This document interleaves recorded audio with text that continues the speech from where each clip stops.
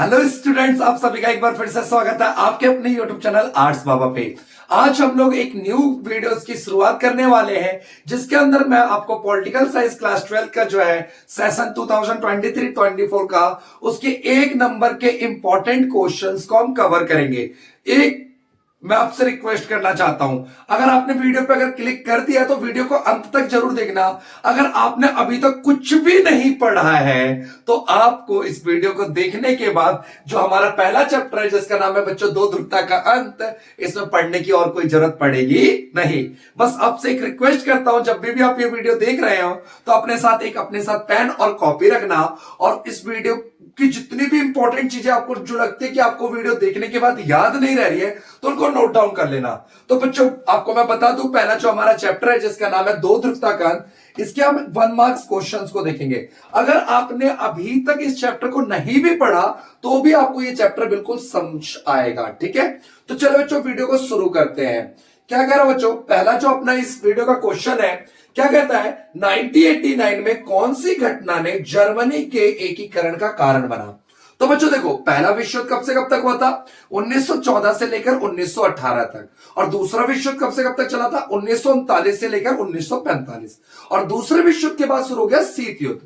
जो हमारा शीत युद्ध था बच्चों, शीत युद्ध ये किस किस के बीच हुआ था बच्चों, यूएसए, अमेरिका, और किसके बीच हुआ था बच्चों, सोवियत संघ, यूएसएसआर। ये तो समझ आता आपको।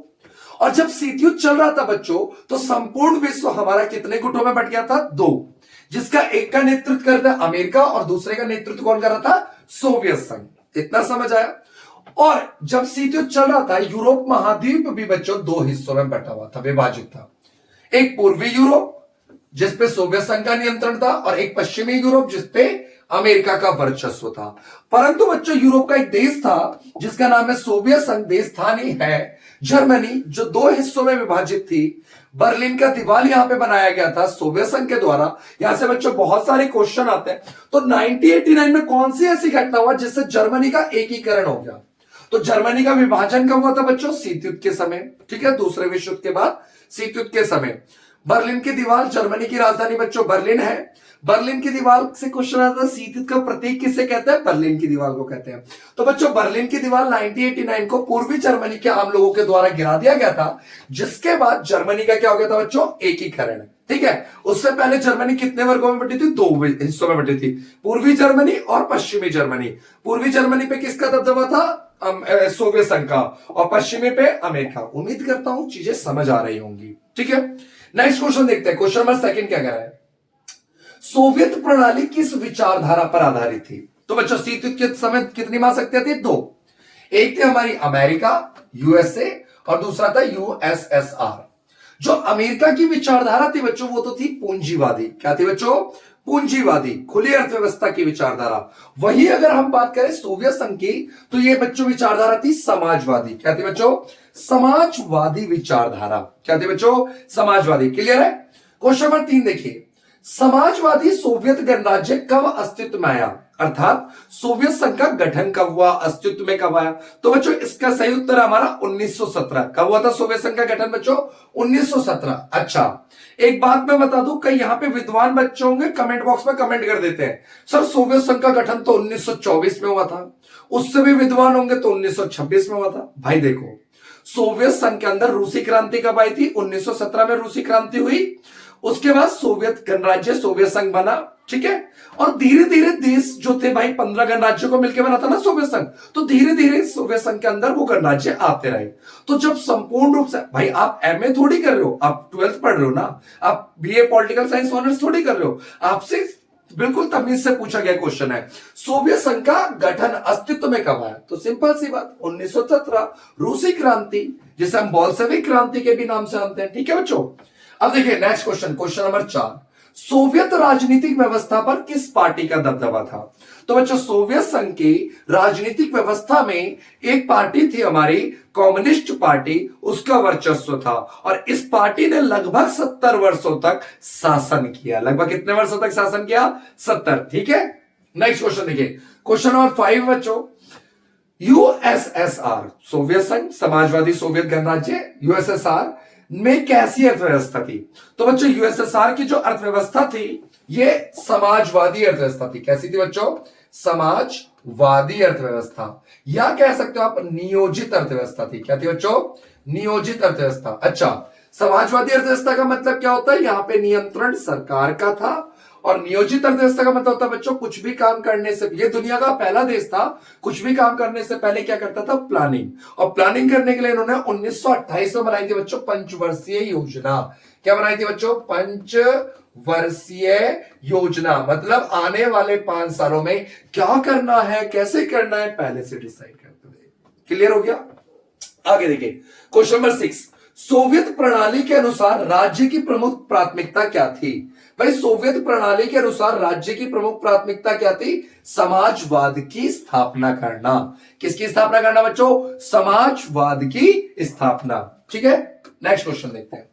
क्वेश्चन नंबर 7 बच्चों, सोवियत संघ में कितने गणराज्यों का समूह था? अभी अभी मैंने बताया रूसी क्रांति कब हुई थी? 1917। रूसी क्रांति के बाद सोवियत संघ अस्तित्व में आया था। सोवियत संघ कितने गणराज्यों से मिलकर बना था बच्चों? 15 गणराज्यों से। इसीलिए कहते हैं सोवियत संघ को बहुराष्ट्रीय देश। क्या कहते हैं बच्चों? बहुराष्ट्रीय देश। दूसरे विश्व युद्ध के बाद सोवियत संघ एक महाशक्तिशाली देश के रूप में उभरा था। ये 15 गणराज्यों को मिलकर बना था, जिस अस्तित्व में आया था 1917 में, और सोवियत संघ का बच्चों विघटन हुआ था 25 दिसंबर 1991। क्लियर हो गया? आगे देखिए क्वेश्चन नंबर 8 है बच्चों हमारा, पूर्वी यूरोप के देश किस खेमे में आते थे? तो देखिए मैंने बताया शीत युद्ध के समय यूरोप महाद्वीप कितने हिस्सों में गया था? 2, पूर्वी यूरोप और पश्चिमी। जो बच्चों पूर्वी यूरोप थे जिसके अंदर हमारा Estonia, Latvia, Lithuania, Poland, Hungary, Romania, Bulgaria, Czechoslovakia, Yugoslavia जैसे देश थे, पूर्वी जर्मनी, ये तो आते थे बच्चों सोवियत संघ के खेमे में, यूएसएसआर के खेमे में। और पश्चिमी यूरोप में आपका पुर्तगाल, आपका ब्रिटेन हो गया, पश्चिमी जर्मनी हो गया, इटली हो गया, ठीक है, आपका फ्रांस हो गया, ये सब किस में आते थे बच्चों? अमेरिका के गुट में, ठीक है, यूएसए। तो कई बार आपसे क्वेश्चन घुमा के पूछ लेगा पहली दुनिया या दूसरी दुनिया क्या है? तो बच्चों पहली दुनिया क्या है? पश्चिमी यूरोप के वे देश जो अमेरिका के गुट में शामिल हो गए थे, पहली दुनिया। ठीक है, दूसरी दुनिया किसे कहते हैं? पूर्वी यूरोप के वे देश जो किसके साथ मिल गए थे? सोवियत संघ के साथ, उसे क्या कहते थे हम? दूसरी दुनिया। ठीक है बच्चों, आगे देखिए। तो बच्चों पूर्वी यूरोप के देश किस खेमे में आते थे? सोवियत खेमे में। क्लियर हो गया? आगे देखिए, समझ आ रहा है आपको चीजें? ज्यादा अगर मैं फास्ट बोलता हूं वीडियो में प्लीज कमेंट करके बता देना, नेक्स्ट वीडियो से स्लो कर दूंगा। ठीक है, हाँ क्वेश्चन नंबर 9 देखिए, सोवियत संघ के द्वारा बनाया गया एक सैनिक गठबंधन कौन सा था? देखो बच्चों ये इंपॉर्टेंट क्वेश्चन है। क्वेश्चन नंबर 9, जब शीत युद्ध चल रहा था बच्चों, तो शीत युद्ध क्या था? कोई वास्तविक युद्ध था क्या? रियलिटी में कोई युद्ध हुआ था? इसमें कोई खून खराबा हुआ था? नहीं, ये एक विचारधाराओं की लड़ाई थी। दोनों महाशक्तियां आर्थिक रूप से, सैनिक रूप से, राजनीतिक रूप से, सामाजिक सांस्कृतिक रूप से अपने आप को ज्यादा वर्चस्व दिखाना चाहती थी। ठीक है, तो शीत युद्ध के दौरान क्या हुआ? दोनों महाशक्तियों ने अपने साथ अधिक से अधिक देशों को अपने साथ मिलाने की सोची। ठीक है, तो इसी घटनाक्रम में सैनिक गठबंधनों का उद्भव होता है। अमेरिका की तरफ से बनता बच्चों नाटो, सीटो, सैंटो जैसे सैनिक गठबंधन। वापस से सुन लो, अमेरिका ने बनाए थे बच्चों नाटो, सीटो, सैंटो जैसे सैनिक गठबंधन। वही सोवियत संघ ने इसके जवाब में क्या बनाया था बच्चों? Warsaw Pact. क्या बनाया था बच्चों? Warsaw Pact. रट्टा मार लीजिए, याद कर लीजिए, दिमाग में छाप लीजिए, कैसे भी कर लीजिए, आपके ऊपर है। मैंने आपको कह दिया है, बिल्कुल अच्छे से समझ लीजिए बच्चों। क्वेश्चन नंबर जो 10 है ये नेक्स्ट चैप्टर का है, इसमें गलती से आ गया इस पीडीएफ में। मैं अगले चैप्टर की जब इंपॉर्टेंट क्वेश्चन की वीडियो बनाऊंगा उसमें आप इसको इंक्लूड कर दूंगा। ठीक है, क्वेश्चन नंबर 11 देखिए, बर्लिन की दीवार कब तोड़ दी गई? तो मैंने बताया था अभी भाई शीत युद्ध के समय यूरोप महाद्वीप कितने हिस्सों में गया था? 2। यूरोप का एक देश था जो 2 हिस्सों में बटा था, जर्मनी। जर्मनी की राजधानी बर्लिन। अब बच्चों एक एग्जांपल देता हूं, सुनिएगा ध्यान से। मान लीजिए ये जम्मू कश्मीर हमारा, ठीक है, ये जम्मू कश्मीर का ये हिस्सा पाकिस्तान के कब्जे में, जिसे पाकिस्तान कहता है आजाद कश्मीर और हम कहते हैं पीओके। अब मान लीजिए यहां के लोग बच्चों अगर हमारे देश में आए और हमारे देश के लोग यहां जाए बेरोक टोक, बिना रोक टोक के, दुख नहीं होगा? होगा ना दुख। तो हमने क्या लगा दिया? कांटों वाला तार लगा दिया। ऐसा ही हुआ था जर्मनी में। भाई पूर्वी जर्मनी के लोग भाई इधर जा रहे हैं पश्चिमी जर्मनी में, पश्चिमी जर्मनी के लोग आ रहे हैं पूर्वी जर्मनी में। आपको पता ही है, पूर्वी जर्मनी पे तो यूएसएसआर का नियंत्रण था, पश्चिमी पे अमेरिका का। इसीलिए सोवियत संघ ने सबसे पहले का काम किया, यहां पे दीवार खड़ा किया। क्वेश्चन पूछेगा बच्चों, बर्लिन का दीवार कब खड़ा किया गया? 1961 में। बर्लिन का दीवार किसका प्रतीक था? शीत युद्ध का प्रतीक था। बर्लिन का दीवार जर्मनी को कितने हिस्सों में बांटता है? 2 हिस्सों में, पूर्वी जर्मनी, पश्चिमी जर्मनी। बर्लिन का दीवार कितने वर्षों तक खड़ा रहा? 28 वर्षों तक। बर्लिन का दीवार कब गिरा दिया गया? 9 नवंबर 1989 को गिरा दिया गया। और भाई किसने गिराया? पूर्वी जर्मनी के आम लोगों ने गिराया। किसने गिराया बच्चों? पूर्वी जर्मनी के आम लोगों ने। पूछो क्यों गिराया?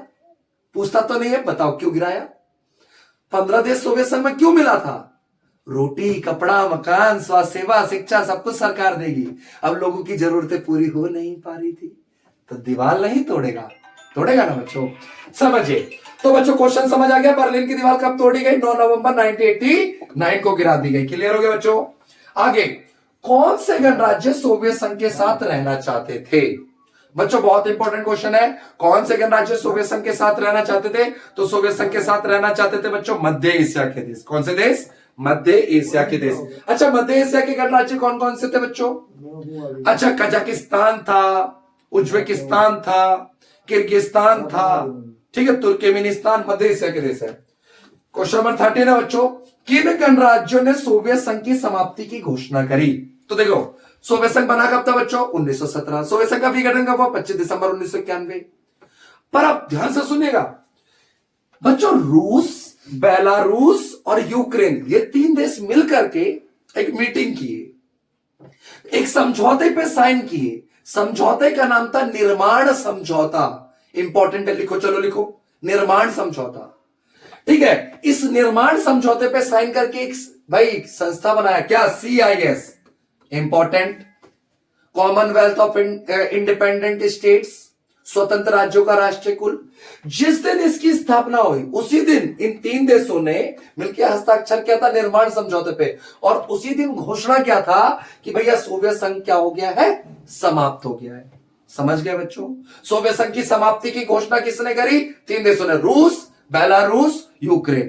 पर क्वेश्चन घुमा देता है, कई बार क्वेश्चन कहेगा कि सोवियत संघ से अलग होने वाले पहले देश कौन से थे? एस्टोनिया, लताविया। समझ गए? कंफ्यूज मत होइएगा बस।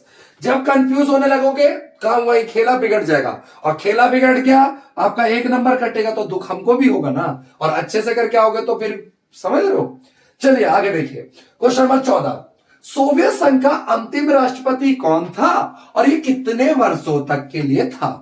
तो बच्चों सोवियत संघ का पहला राष्ट्रपति भी तो पूछ सकता है, चलो पहले बताओ। पहला कौन था? लेनिन था, है ना। दूसरे स्टालिन, और आखिरी थे मिखाइल गोर्बाचेव। कौन थे बच्चों? Mikhail Gorbachev. मिखाइल गोर्बाचेव 1985 में कम्युनिस्ट पार्टी के महासचिव बनते हैं, और 1985 में ही सोवियत संघ के राष्ट्रपति बनते हैं, और ये इस्तीफा देते हैं बच्चों 25 दिसंबर 1991 को। ठीक है, इसी दिन भाई सोवियत संघ का विघटन हुआ था ना, 25 दिसंबर। 6 वर्षों तक ये राष्ट्रपति रहते हैं, 85 से लेकर 91 तक। और ये सवाल बच्चों 2 नंबर का आया था सीबीएसई बोर्ड 2019 के पेपर में, डाउनलोड कर लेना, मैच कर लेना। अगला क्वेश्चन देखो बच्चों, क्वेश्चन नंबर 15, सोवियत संघ का उत्तराधिकारी किसे स्वीकार किया गया? सोवियत संघ का उत्तराधिकारी बच्चों रूस को स्वीकार किया गया। क्यों भाई? क्योंकि क्षेत्रफल में रूस बड़ा था, है ना, क्षेत्रफल में वीटो पावर मिला इसे, और ये प्रतिनिधित्व करता था सोवियत संघ का, ठीक है, सबसे मजबूती से, इसीलिए इसी को मिला। ठीक है, आगे देखो बच्चों, क्वेश्चन अगला है, थोड़ा सा छोटा हो जाएगा फॉन्ट, ध्यान दीजिएगा। अगला क्वेश्चन बहुत इंपॉर्टेंट है। देखिए क्वेश्चन नंबर 16 क्या कह रहा है? सोवियत संघ में जो बच्चों 1991 में तख्ता पलट हुआ था, किसका तख्ता पलट हुआ था? मिखाइल गोर्बाचेव का। सबसे अहम भूमिका किसने निभाया था? बोरिस येल्त्सिन ने। तो कह रहा है बच्चों कि बोरिस येल्त्सिन ने इसमें विरोध क्यों किया? तख्ता पलट इन्होंने ही किया, पर विरोध भी इन्होंने किया। क्यों? क्योंकि बच्चों बोरिस येल्त्सिन सोवियत संघ के अंदर जो देखिए, कहने के लिए तो सोवियत संघ के अंदर संघात्मक व्यवस्था थी, पर थी क्या? एकात्मक, जिसे हम बोल सकते हैं केंद्रीकृत व्यवस्था। तो बोरिस येल्त्सिन केंद्रीकृत नियंत्रण के खिलाफ थे बच्चों, केंद्रीकृत नियंत्रण के क्या थे? खिलाफ। ठीक है, अगला क्वेश्चन सेम है। सोवियत संघ का तख्ता पलट में महत्वपूर्ण भूमिका किसने निभाई? सोवियत संघ के तख्ता पलट में बच्चों महत्वपूर्ण भूमिका बोरिस येल्तसिन ने निभाई। और भाई बोरिस येल्तसिन ने तो निभाई महत्वपूर्ण भूमिका, पर क्वेश्चन कह रहा है कि भैया विरोध क्यों किया इन्होंने? क्योंकि केंद्रीकृत व्यवस्था के नियंत्रण के क्या थे? खिलाफ थे। समझ आ रहा है इतना? ठीक है, नहीं समझ आ रहा, जो भी चीज दिक्कत लग रहा है, आपको मेरा नंबर पता है, नंबर पे व्हाट्सएप भी कर सकते हो। ठीक है, किसी भी तरह का हेल्प चाहिए तो। क्वेश्चन नंबर 18 बच्चों, सोवियत संघ पर कम्युनिस्ट पार्टी ने कितने वर्षों तक राज किया? बताया था सोवियत संघ में एक ही पार्टी थी जिसका वर्चस्व चलता था, वो थी हमारी कम्युनिस्ट पार्टी। लगभग इस पार्टी ने 70 वर्षों तक शासन किया। अच्छा, लगभग जरूर लगा लेना। ठीक है, अच्छा क्वेश्चन नंबर 19 देखिए बच्चों, रूस के कौन से दो गणराज्यों में अलगाववादी आंदोलन चले?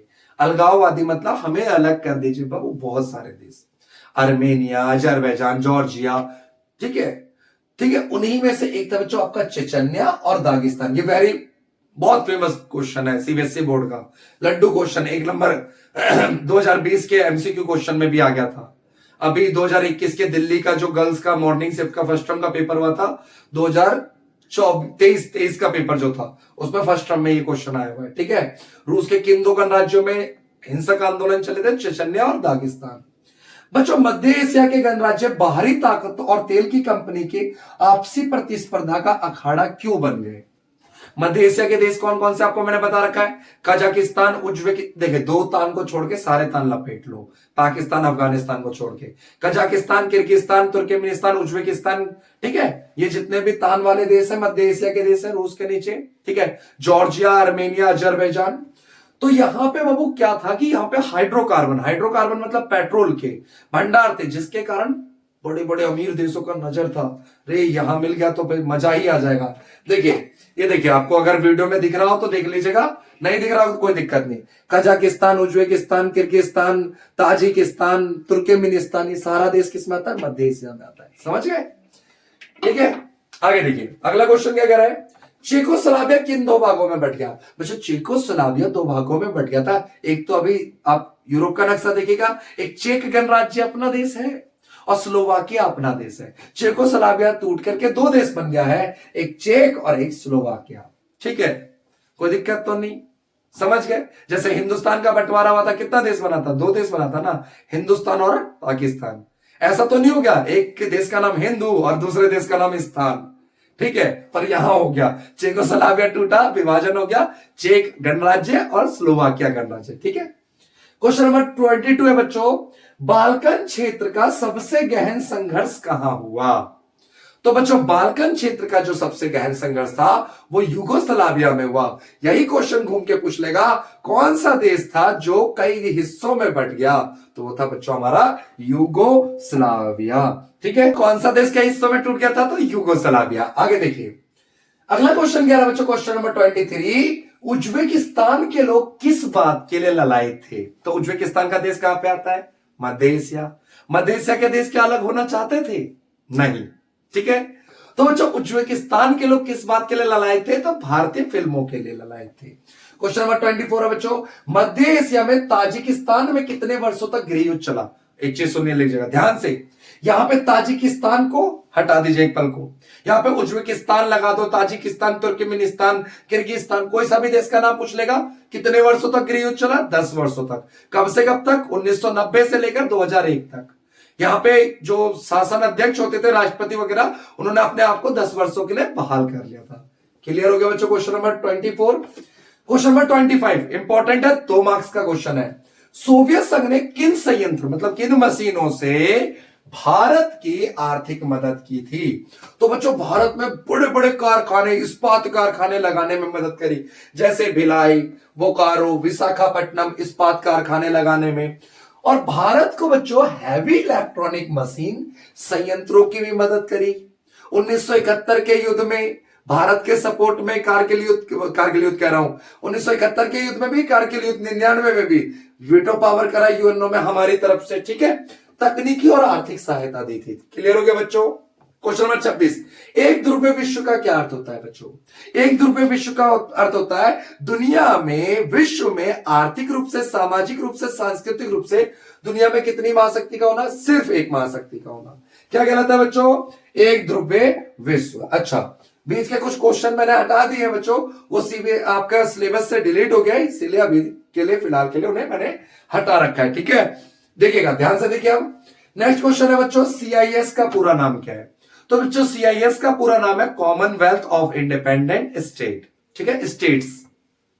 अब हिंदी मीडियम वाले भाई बोलेंगे हमारा, देखो हिंदी मीडियम वालों को भी कहता हूं, इंग्लिश में फुल फॉर्म होते ना, इंग्लिश में याद कर लिया करो। ठीक है, वैसे इसका हिंदी नाम है बच्चों स्वतंत्र राज्यों का राष्ट्रीय कुल। ठीक है, इंग्लिश में याद रखने में पता क्या होता है? इजी होता है, और हिंदी में थोड़ा सा गड़बड़ा जाता है मामला।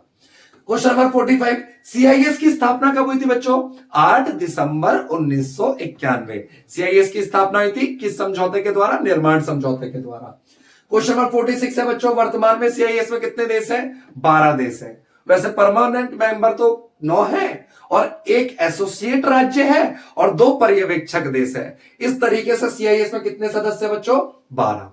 समझ गए? ठीक है, क्योंकि इसके जो परमानेंट मेंबर थे जॉर्जिया और आपका यूक्रेन, ये तो हट चुका है रूस के साथ विवादों के कारण, हमलों वगैरह के कारण। अरब क्रांति कब शुरू हुई थी? अरब क्रांति की शुरुआत बच्चों 2009 में हुई थी। कहां से हुई थी? तो टूनेशिया से हुई थी। टूनेशिया कहां का देश है? उत्तरी अफ्रीका का देश है। ठीक है, उसके बाद इसका प्रभाव अरब देशों में रहा था।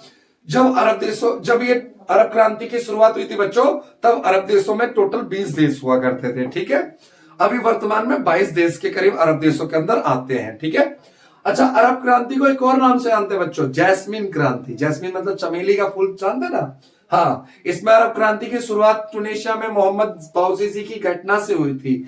मोहम्मद बाउजीजी एक फेरी विक्रेता था, उसने आग लगा लिया क्योंकि उसकी फेरी को जबरदस्ती उठा लिया गया था। ठीक है, और उस टाइम पे नया नया फोन चला था, कैमरे वाला, और इंटरनेट भी आ गया था, 2G 3G। सोशल मीडिया पे वीडियो वायरल हो गई, उसने जो आग लगा लिया, लोगों के अंदर गुस्सा आ गया सरकार के खिलाफ। सरकार भ्रष्टाचार कर रही थी भाई, बेरोजगारी बढ़ रहा था, महंगाई बढ़ रहा था, कुप्रशासन बढ़ रहा था, बहुत सारे ऐसे मुद्दे थे जिसके कारण ये अरब क्रांति थी। ठीक है, अरब क्रांति का प्रभाव किन देशों में दिखा? अरब देशों में प्रभाव दिखा। ठीक है भाई, Yemen, Bahrain, Libya, Syria, Saudi Arabia, ठीक है, इन सब देशों में, ईरान तक इसका प्रभाव था, इराक तक इसका प्रभाव देखने को मिला। ठीक है, अरब क्रांति का। क्वेश्चन नंबर 50 है बच्चों, शॉक थेरेपी से जुड़ी हुई एक घटना बताइए। देखो, शॉक थेरेपी था क्या बच्चों? जब सोवियत संघ का विघटन हो गया था, तो सोवियत संघ की भाई आर्थिक स्थिति तो चरमरा गई थी। तो सोवियत संघ गया आईएमएफ और वर्ल्ड बैंक के पास कि भाई हमारी आर्थिक स्थिति को, आपकी स्थापना किस लिए हुई है? पैसा वैसा देने के लिए हुई है, आर्थिक स्थिति को सुधारने के लिए। इन्होंने कहा मदद तो करेंगे, पर अपनी भाई सिस्टम को चेंज करो। तुम सत्तावादी देश हो, सत्तावादी कम्युनिस्ट पार्टी एक ही पार्टी है, वहां पे चलता था, वन पार्टी सिस्टम चलता था। कह रहे पहले खत्म करो इसे, लोकतंत्र लाओ, बंद अर्थव्यवस्था है, खुली अर्थव्यवस्था करो, समाजवादी अर्थव्यवस्था पुंजीवादी करो। तो ये जो बदलाव था बच्चों, बहुत ही कष्टप्रद संक्रमण बदलाव था, जिसको हम शॉक थेरेपी कहते हैं। और शॉक थेरेपी के अंदर बच्चों बहुत सारी घटनाएं हुई, जैसे कि उद्योग धंधों को बेच देना, ठीक है, औने पौने दामों में, जिसे हम गैराज सेल कहते हैं। रूसी मुद्रा रूबल में गिरावट आ गई, जीडीपी में गिरावट आ गई, दिवालियापन हो गया।